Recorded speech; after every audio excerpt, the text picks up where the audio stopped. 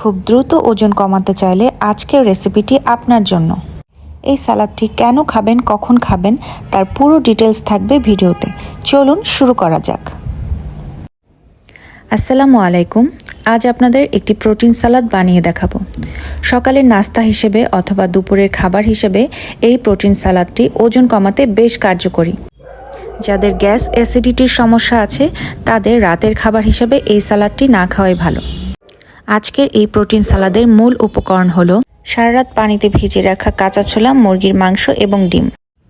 Protein জাতীয় খাবার হজম হতে অনেকটা সময় লাগে, আর কাঁচা ছোলাতে রয়েছে ফাইবার, যা কিনা আমাদের পেট ভরা রাখে।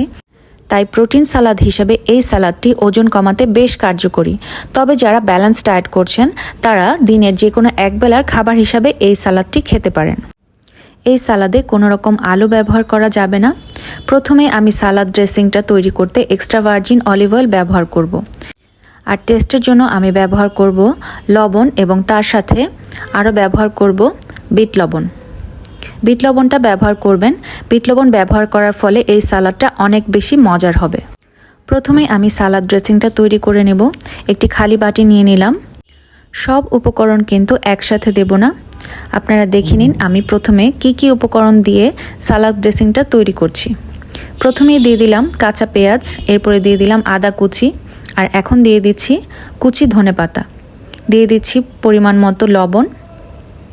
এখন আমি লবণ দিয়ে এই উপকরণগুলো মিক্স করে নিচ্ছি। এভাবে প্রথমে মিক্স করে নিলে সালাদের ফ্লেভারটা অনেক ভালো হয়। আর এখানে আমি ব্যবহার করছি এক্সট্রা ভার্জিন অলিভ অয়েল। এখানে আমি টেবিল চামচের প্রায় 2 টেবিল চামচ অলিভ অয়েল দিয়ে নিলাম। এখন আমি ভালো মতো মিক্স করে নিচ্ছি। অলিভ অয়েলের সাথে এই উপকরণগুলো ভালো করে মিক্স করে নিতে হবে, তাহলে ফ্লেভারটা ভালো আসবে। এখন দিয়ে দিলাম কাঁচামরিচ, ভালো মতো নেড়েচেড়ে মিক্স করে নিতে হবে। এখন দিয়ে দিচ্ছি 3 টেবিল চামচ ছোলা। এগুলো কাঁচা ছোলা, আপনারা চাইলে সেদ্ধ ছোলাও ব্যবহার করতে পারেন। তো এখন আমি কাঁচা ছোলা দেওয়ার পর আবারও মিক্স করে নিচ্ছি ভালোভাবে। আর এখন দিয়ে দিচ্ছি সেদ্ধ ডিম। এখানে আমি একটা সেদ্ধ ডিম ব্যবহার করছি। এখানে একটা বড় মুরগি ব্রেস্ট পিস সেদ্ধ করে নেওয়া হয়েছে, সেখান থেকে আমি অর্ধেকটা দিয়ে দিলাম। পরিমাণটা ঠিক রাখতে হবে।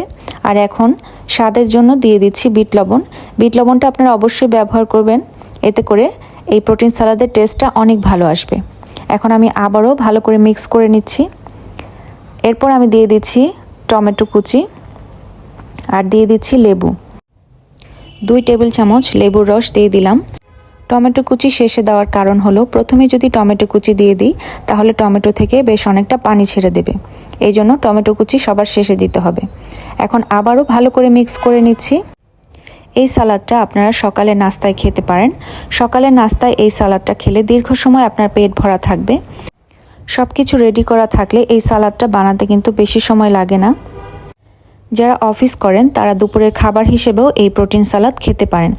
ভাত খাওয়ার পর শরীরটা অনেক ভার ভার লাগে, তবে এই প্রোটিন সালাদটা যে কোনো মিল হিসেবে খেলে আপনি নিজেকে খুব হালকা এবং ফ্রেশ অনুভব করবেন। এটি আপনার ফুড ক্রেভিং কমিয়ে দেবে, কেননা এটি একটি প্রোটিন সালাদ। তবে আপনারা পরিমাণটা ঠিক রাখবেন। আজকে আমি একজনের জন্য বানিয়ে দেখালাম। আর এই সালাদে ব্যবহৃত প্রত্যেকটি উপাদান ওজন কমাতে বেশ কার্যকরী। তাই এভাবে বানিয়ে খান আর ম্যাজিকের মতো ওজন কমান। কেমন লাগলো আশা করি কমেন্ট করে জানাবেন। ধন্যবাদ।